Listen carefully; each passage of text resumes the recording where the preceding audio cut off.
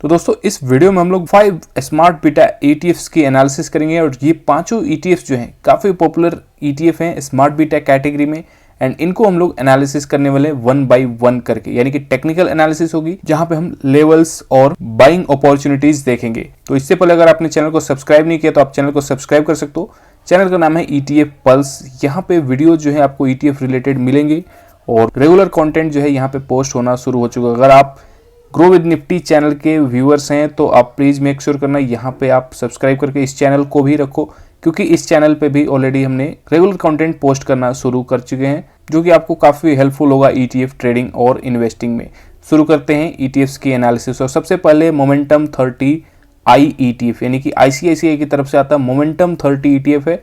30 stocks हैं इसके portfolio में और निफ्टी 200 मोमेंटम 30 है। ये ध्यान रखना, इसके पेरेंट इंडेक्स का नाम है निफ्टी 200, यानी कि large cap plus mid cap का कॉम्बो है। उसके अंदर से 30 जो मोमेंटम बेस्ड क्राइटेरिया हैं उनके बेसिस पे 30 स्टॉक्स को निकाला जाता है और उसके बेसिस पे ही जो चार्ट यहाँ पे परफॉर्म कर रहा है, अब ये स्मार्ट बीटा ETF वैसा ही परफॉर्म कर रहा है। देखो निफ्टी देखें तो निफ्टी में वीकनेस है, यहाँ भी वीकनेस है। गिरावट एक बार देख लेते कितनी है, क्योंकि निफ्टी किसके लिए हम लोग बात करते हैं ना, वो ब्रॉडर मार्केट है। वो चीज़ें जो हैं वो रिफ्लेक्ट करेंगी हर सेक्टर में, हर ETFs में। अब यहाँ पे देखो 12% की गिरावट है, बट मोमेंटम फैक्टर है तो ये ध्यान रखना कि निफ्टी 1% गिरता है तो ये ज़्यादा गिरता है, क्योंकि इसमें मिड कैप कंपोनेंट्स भी आ चुके हैं। निफ्टी 200 है, निफ्टी 50 के अंदर 50 कंपनियां ही हैं जो कि मोस्टली प्योरली लार्ज कैप है। तो सपोर्ट की बात कर लें इस ETF में, तो सपोर्ट जो है देखो, पहला सपोर्ट तो इसके लो का होगा जो कि 33 के आसपास आएगा। अगर निफ्टी अपना लो तोड़ देता है तो ये फिर ये अपना लो तोड़ देगा, यानी कि 33 का जो सपोर्ट है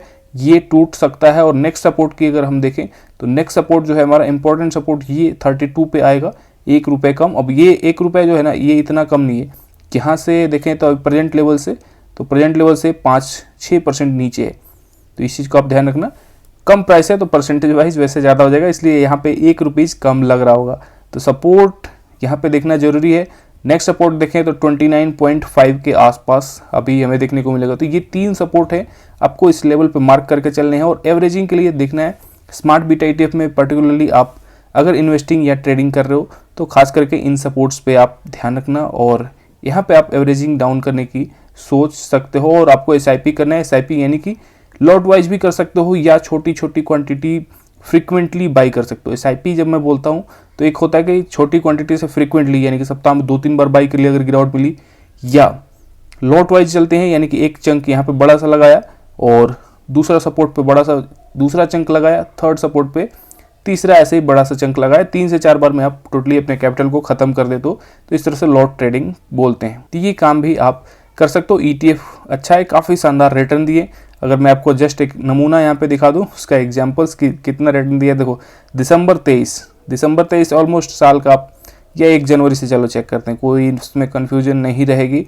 1 जनवरी से चेक करते हैं 24 में, हाँ 1 जनवरी यहाँ पे है और 1 जनवरी से ये कहाँ तक गया है तो 41% तक ऊपर गया है। 41 क्या 40% आप ले सकते हो, 40% ऊपर जा चुका है। हाई लगाया, 40% कम नहीं होते, एक साल में 40% बहुत है। खैर अभी देखोगे तो एंड टू एंड जिसने होल्ड किया होगा उसके रिटर्न कम हो गए होंगे, ऑफ कोर्स गिर चुका है। तो वो चीज़ें होती रहेंगी, आपको शिफ्ट करना है, बीच में शिफ्ट कर सकते हो, लेकिन अभी मौके हैं धीरे धीरे अच्छे 12% की गिरावट पे है, तो यहाँ पे फोकस करना जरूरी है।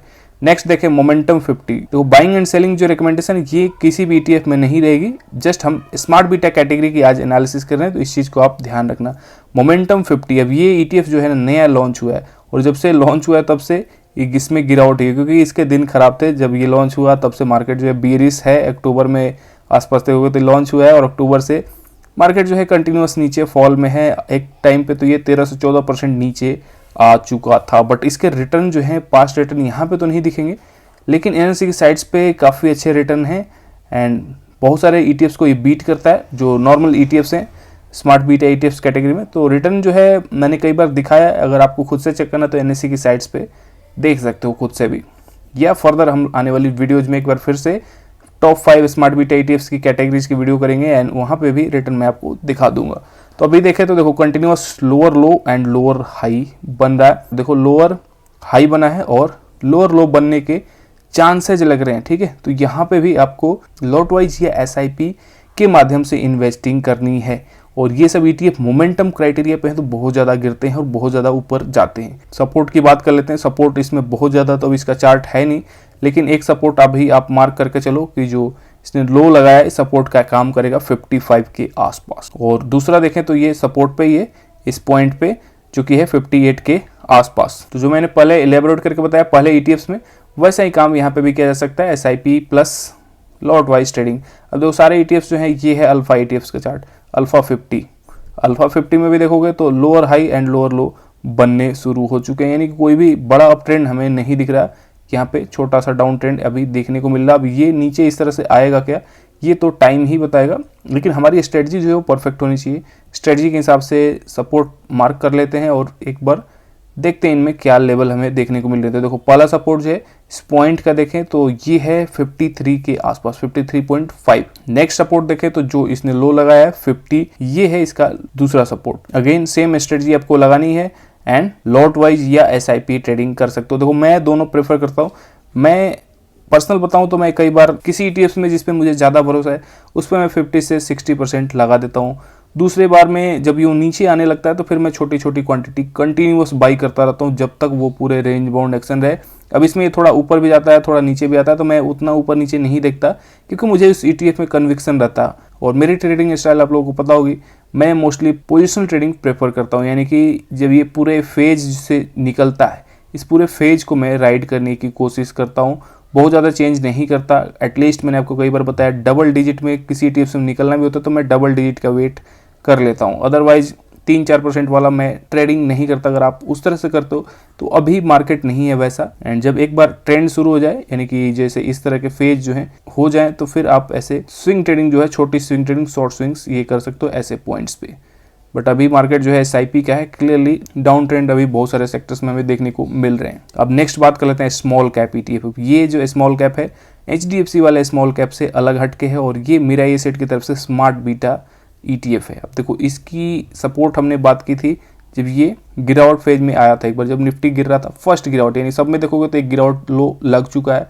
उस टाइम पे 47 के आसपास आ चुका था एंड यहीं से सपोर्ट आपको एज इट इज मार्क किया हुआ मिलेगा। बाउंस इसको मिली है, वापस नीचे आ रहा है। अब ये नीचे आते टाइम इस सपोर्ट को होल्ड करता है कि नहीं देखता है, लेकिन उसके नीचे अगर तोड़ता है तो फिर 44 का सपोर्ट जो है इसके लिए आपको रेडी रहना है।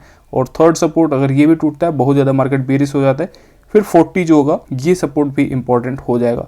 तो 3 लेवल पे देखो, अगर लॉट वाइज ट्रेडिंग करनी है तो 3 लेवल जो है आपके लिए इंपॉर्टेंट हो जाएंगे। SIP करनी है तो फिर आप छोटी छोटी क्वांटिटी जैसे जैसे गिरावट हो रही है बाई कर सकते हो। इन सारे ETFs में से बेस्ट ETFs हैं और बेस्ट ETF हैं, इसका मतलब ऐसा नहीं कि फ्यूचर में बाकी सारे ETFs को बीट कर देंगे, इनसे भी कोई और ETF अच्छा निकल सकता है। नेक्स्ट बात कर लेते हैं मिड स्मॉल ETF की। ये भी मिराई एसेट की तरफ से आता है। इस ETF का अगर पूरा नाम देखो तो mid small 400 momentum quality 100 ETF है। तो मोमेंटम एंड क्वालिटी फैक्टर लगाने से हुआ क्या है कि जो खराब स्टॉक्स हैं, जो बहुत ज़्यादा गिरते हैं, उनको हटा दिए गए क्योंकि क्वालिटी फैक्टर यहाँ पे काम कर रहा है।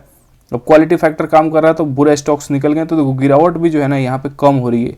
अगर आप देखोगे वैसे स्मॉल कैप में कम गिरावट हुई है, मिड कैप में कम गिरावट हुई है, उसका भी फायदा हुआ है, बट फिर भी इस ETF में अच्छा खासा रेसिस्ट किया अपने आप को गिरावट से। यार इसका फायदा मिलेगा आपको क्योंकि बहुत ज़्यादा गिरावट नहीं है।